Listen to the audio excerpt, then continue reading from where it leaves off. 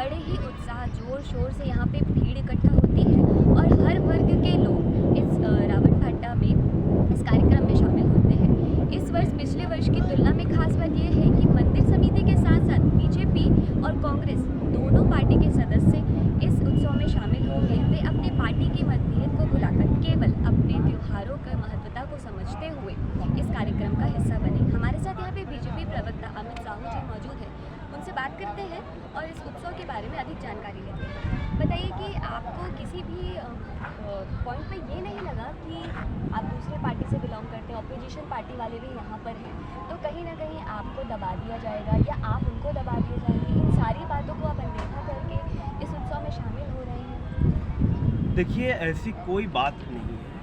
ये आयोजन कोई राजनीतिक आयोजन नहीं है, ये आयोजन धर्म का आयोजन है, धार्मिक आयोजन है। और धर्म के नाम पे हम चाहे कांग्रेस के हों चाहे हम बीजेपी के हों, हिंदुत्व के मामले में जहाँ धर्म और संस्कृति और परंपरा की बात आती है तो हम सभी हिंदू एक मत होके एक मन होकर हम काम करते हैं। भले हमारे विचारधारा अलग है, हमारी पार्टी अलग है, हमारे मतों का विभाजन है, हमारे मत अलग है, मगर हमारा मन एक है धर्म के नाम पर। और ये तो श्री दूधाधारी मठ की समिति है, एक धर्म की समिति है, धार्मिक आयोजन की समिति है, मठ की समिति है। तो यहाँ पर कोई हम कभी एक ऐसा द्वेष नहीं रखते कि कोई कांग्रेस का है तो कोई बीजेपी का है। ये सब चीज़ हम भूलकर यहाँ पर एक समिति के सामान्य से कार्यकर्ता के रूप में हम सभी काम करते हैं कि एक धर्म का जो आयोजन है। और ये रायपुर शहर का एक सबसे ऐतिहासिक और पौराणिक दशहरा है और हम तो एक समिति के कार्यकर्ता होने के नाते हमको गर्व होता है कि रायपुर शहर के सबसे ऐतिहासिक दशहरा को हम करवाते हैं, सबसे पौराणिक दशहरा को हम करवाते हैं और मठ की समिति से हम जुड़े। ये हमारे लिए गर्व की बात होती है जो धर्म की रक्षा के लिए हम सभी मिलजुल के काम करते हैं। हम सभी भूल जाते हैं यहाँ पर समिति के लोग कि हम भाजपाई हैं या ये कोई कांग्रेसी हैं, ऐसा कोई हमारे बीच में विचार नहीं रहते। हमारे साथ यहाँ पर सुशील ओझा जी भी मौजूद हैं जो कि कांग्रेस पार्टी से बिलोंग करते हैं। चलिए उनसे जानते हैं कि इस राजनीतिक मुद्दे पर उनका क्या मत है। क्या आप सहमत हैं अमित साहू जी के मत से? बिल्कुल 100% सहमत हूँ। जब अमित साहू या सुशील ओझा कांग्रेस या बीजेपी में नहीं थे तब इस मैदान में खेला कूदा करते थे, तो हमारा जुड़ाव इस मैदान से है, इस दूधाधारी मठ से है, इस मोहल्ले से है। और यहाँ पर जो हमारा जो बचपना गुजरा है, जो हम इस मैदान को जो सहेजने संवारने में जो हमको आनंद आता है, जो हमारा अपनापन है, ये हमारा प्यार है। यहाँ हम इस मैदान को हम प्यार करते हैं। और इस रावण भाटा में ये रावण दहन का कार्यक्रम तो एक दिन का होता है, लेकिन पूरे 12 महीना हम यहाँ कांग्रेस भाजपा सब बुला के हम लोग यहीं बैठते उठते हैं, यहाँ क्रिकेट फुटबॉल खेलते हैं और बहुत सारे उत्सव को हम मनाते हैं। ये तो हो गई राजनीतिक मुद्दे पे बात। अब हम इनसे कार्यक्रम को लेके जानकारी लेते हैं। कार्यक्रम को लेके आपने क्या क्या तैयारियां की? देखिए, तैयारी तो पिछले 2 वर्षों से कोविड काल के कारण एक छोटे रूप में हम करते थे, फिर भी यहाँ के ऐतिहासिकता को लेकर, यहाँ की पौराणिकता को लेकर माननीय छत्तीसगढ़ के मुख्यमंत्री भूपेश बघेल जी भी, उनकी भी इतिहास इस मैदान से जुड़ी है। वे भी जब छोटे थे, बालकाल अवस्था में थे, तो भी वो यहाँ रावण का दहन देखने आते थे, यहाँ के दशहरा में शामिल होने आते थे। जब उन्होंने मुख्यमंत्री के रूप में एक जिम्मेदारी जब उन्होंने संभाली तो उनको लगा कि सबसे जो ऐतिहासिक दशहरा रायपुर शहर का, वहाँ पर मैं जाऊँगा। पिछले 3 वर्षों से वो लगातार इस आयोजन में आ रहे हैं। ये आयोजन उनके कार्यकाल का 4था वर्ष होगा जिसमें लगातार वो आ रहे हैं। मुख्य अतिथि के रूप में माननीय मुख्यमंत्री भूपेश बघेल जी हैं। अध्यक्षता माननीय इस क्षेत्र के विधायक पूर्व मंत्री माननीय बृजमोहन अग्रवाल जी करेंगे। उनके साथ साथ रायपुर लोकसभा के सांसद, महापौर, नगर निगम के सहित इस क्षेत्र के सभी, इस जोन के अध्यक्ष सहित इस क्षेत्र के समस्त पार्षदगण यहाँ पर अतिथि के रूप में विराजमान होंगे इस कार्यक्रम में।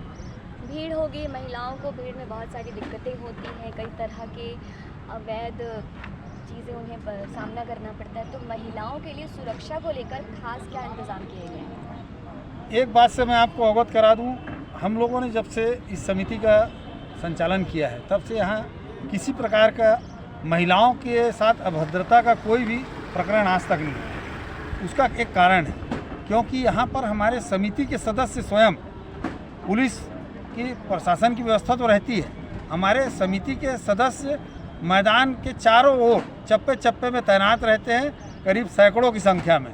और वो महिला सदस्य भी हमारे समिति की जो रहती हैं वो भी यहाँ मॉनिटरिंग करती हैं। इसके कारण यहाँ जो भी इस प्रकार के कृत्य करने वाले लोग या तो आते ही नहीं, आते हैं तो बहुत सीधे साधे बन के अपना काम करते हैं।